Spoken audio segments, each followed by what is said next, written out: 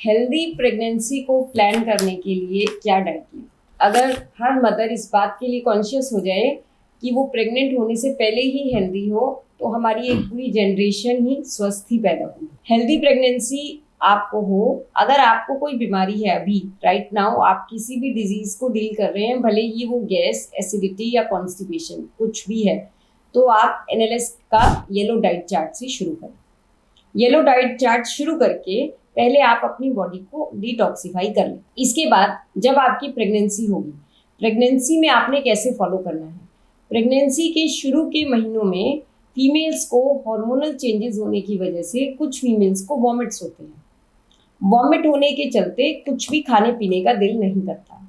अगर स्थिति ऐसी हो तो फिर आपने, जब स्थिति ऐसी हो कि कुछ खाने पीने का दिल ही नहीं करता, पानी भी नहीं पच रहा है, वॉमिट्स बहुत ज़्यादा हो रही हैं, तो आपने एनएलएस का वाइट चार्ट फॉलो करना है। कब कब, जब जब ऐसा हो रहा है। अगर आप प्रेगनेंसी कंसीव कर लिया लेकिन आपकी कंडीशन नॉर्मल है, तो फिर आप एनएलएस का ब्लू चार्ट फॉलो करेंगे। जब अब क्या है, आपको वॉमिट्स हैं, आपने वाइट चार्ट को फॉलो किया, तो फिर अगले दिन आप ग्रीन चार्ट को फॉलो करेंगे। शुरू के पहले दूसरे महीने में इस तरीके की दिक्कत आती है, उसके बाद धीरे धीरे नॉर्मल स्थिति आ जाती है।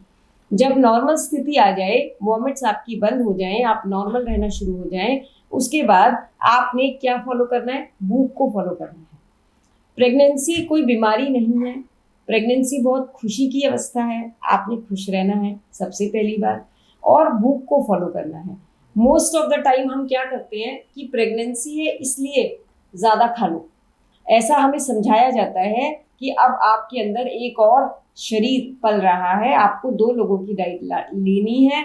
2 लोगों की डाइट लेने से फायदा नहीं होगा, जो डाइट आप लेंगे जब वो डाइजेस्ट हो जाएगी तो बच्चे को फायदा होगा। तो आपने क्या करना है, अगर आप बिल्कुल स्वस्थ हैं, आपको कोई वॉमिट्स वगैरह नहीं हो रहे हैं, तो आपने एनएलएस का ब्लू चार्ट फॉलो करना है। आपने क्या करना है, सुबह सुबह आप पेठी का जूस लेंगे या नारियल पानी या एनएलएस का कोई भी लिक्विड। उसके बाद आप ब्रेकफास्ट में प्लेट भर एनएलएस के कच्चे सलाद लीजिए। आप उसमें भीगे हुए 5 बादाम, भीगा हुआ 1 अखरोट, 1 चम्मच 4 मगज ऐड कर सकते हैं। फिर लंच में आप मौसम की सब्जी के साथ, एनएलएस सब्जी के साथ एनएलएस चपाती बनाकर खाइए। शाम को जब आपको भूख लगे 4-5 बजे के आसपास, तो फिर आप सीजनल फ्रूट्स खाइए पेट भर, प्लेट भर। और डिनर में फिर आपने एनएलएस की रोटी सब्जी खानी है। कोशिश करें सोने से 2 घंटे पहले आप खाने को ले लें, अपने मील को ले लें, इवनिंग मील को, डिनर को आप ले लें। इसके साथ साथ दिन में 2 बार पेट के ऊपर पट्टी ज़रूर लगाएं। कॉन्स्टिपेशन ना होने दें। कॉन्स्टिपेशन अगर आपको फील हो तो एनिमा का इस्तेमाल करें।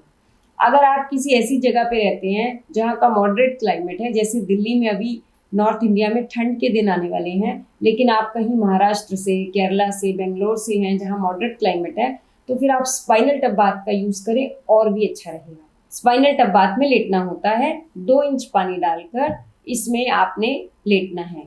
तो मुझे कहने की ज़रूरत नहीं कि जो फीमेल है वो बहुत सावधानी से टब में लेटेगी, जो प्रेग्नेंट लेडी है वो बाकी की भी सारे काम बहुत सावधानी से करती है।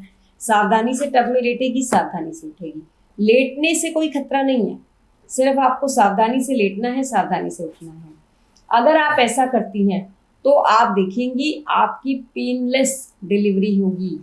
आपकी नॉर्मल डिलीवरी तो होगी ही, वो मिनिमम टाइम में होगी और पेनलेस डिलीवरी होगी और बच्चा बिल्कुल स्वस्थ होगा।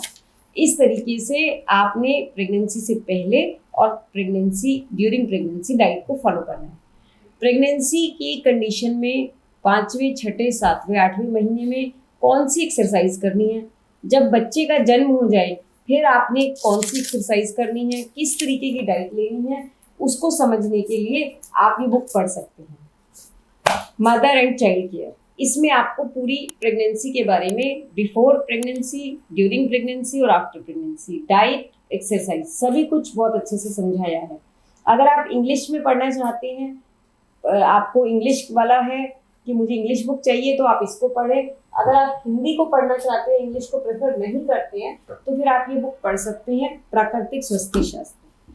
इसमें स्वामी जी ने बच्चे की कैसे देखभाल करनी है, क्या करना है, वो सारा कुछ बहुत अच्छे से लिखकर बताया हुआ है। आप इस बुक से हेल्प ले सकते हैं। इस तरीके से फॉलो करके आप बहुत अच्छी हेल्दी प्रेगनेंसी जी सकते हैं और स्वस्थ बच्चे को जन्म दे सकते हैं।